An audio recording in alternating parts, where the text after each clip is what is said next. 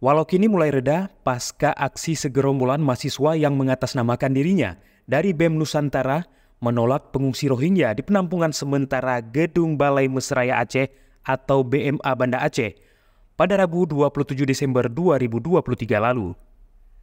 Namun tak serta-merta persoalan hadirnya pengungsi Rohingya ini lepas dari ingatan dan pembicaraan berbagai pihak di Aceh. Sejumlah pertanyaan kemudian mensasar tentang alasan pengungsi Rohingya mendarat di Aceh. Kecuali itu, ternyata tak semua dari mereka adalah korban konflik etnis dan agama di Myanmar, tapi juga ingin mencari pekerjaan atau kehidupan yang lebih baik di Indonesia, khususnya di Aceh. Kapolresta Banda Aceh Kombes Pol Fahmi Irwan Ramli beberapa waktu lalu di Banda Aceh mengungkap motif 135 etnis Rohingya mendarat di wilayah Aceh Besar pada Minggu 10 Desember 2023 lalu bukan untuk mengungsi, melainkan mencari kehidupan yang layak dan pekerjaan.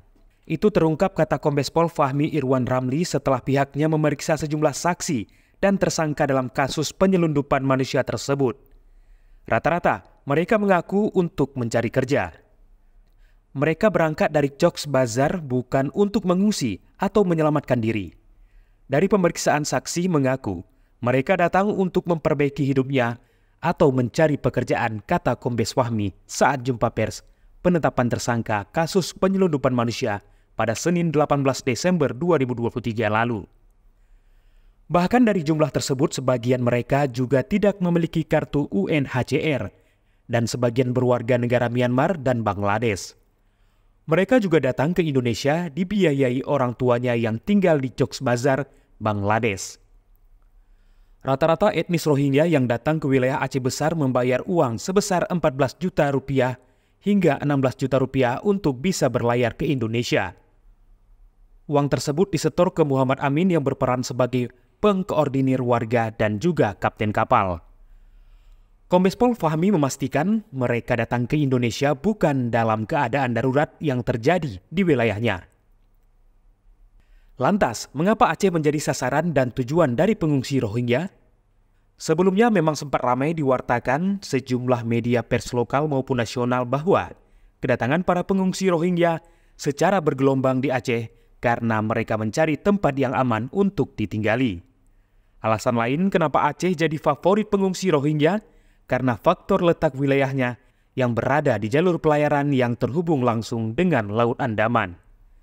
Laut Andaman adalah jalur pelayaran para pengungsi Rohingya yang kabur dari Myanmar menggunakan perahu kayu.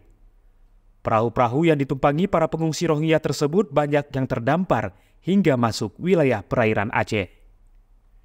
Selain faktor geografis, pengungsi Rohingya menyukai Aceh sebagai tempat pengungsian karena sikap penerimaan warga Aceh. Awalnya, warga Aceh cukup menerima keberadaan etnis Rohingya. Ini dilandasi atas dasar identitas asli orang Aceh yang selalu menghormati tamu. Mereka juga bersimpati lantaran tamu yang datang tersebut mengalami penindasan di negara asal, yakni Myanmar. Warga Aceh juga mau menerima masyarakat Rohingya karena dilandaskan keyakinan yang sama sebagai saudara sesama Muslim. Namun situasi belakangan ini malah sebaliknya. Banyaknya masalah sosial dan moral yang dilakukan orang Rohingya membuat warga Aceh tidak bersimpati lagi. Bahkan, mereka kini berbalik menolak kedatangan para pengungsi tersebut. Sejumlah pihak mencurigai bahwa Aceh bukanlah tujuan akhir para pengungsi Rohingya. Dugaan ini muncul setelah ada laporan bahwa terdamparnya warga Rohingya ke Aceh lantaran melibatkan agen. Mereka hanya memanfaatkan Aceh sebagai lokasi transit saja. Dugaan ini pernah disampaikan Ketua Komisi 1 Dewan Perwakilan Rakyat Aceh atau DPRA, Iskandar Usman Al-Farlaki, pada akhir 2022 lalu. Ia meminta pemerintah pusat melalui Kementerian Luar Negeri serta aparat penegak hukum segera melakukan investigasi terkait orang Rohingya yang banyak menuju Aceh.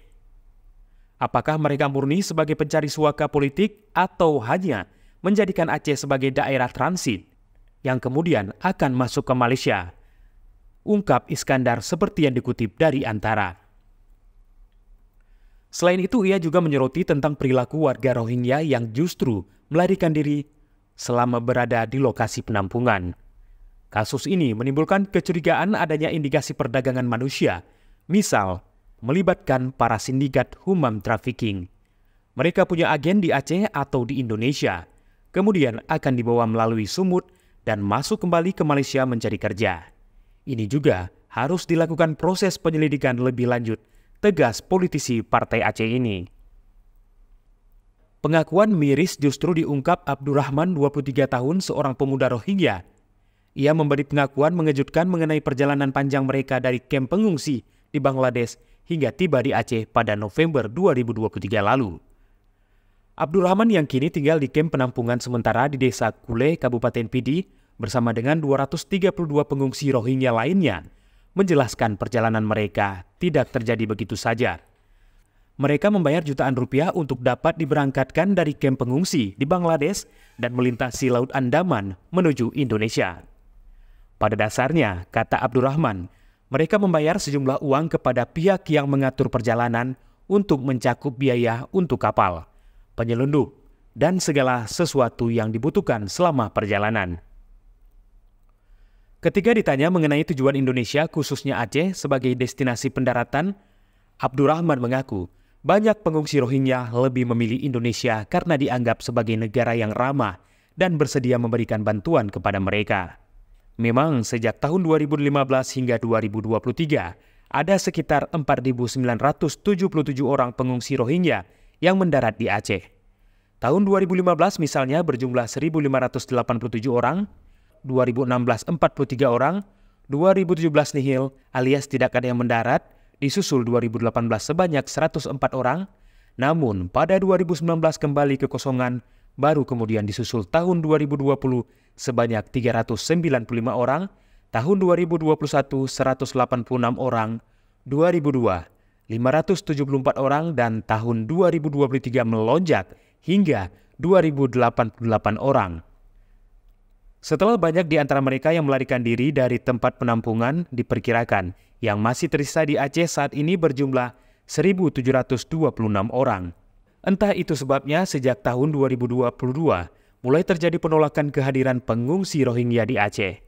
Sebut saja di Lok Semawe, Biren, Sabang, Banda Aceh, Aceh Besar, Pidi, Aceh Utara, Gayo Lues, Aceh Timur, Aceh Tamiang.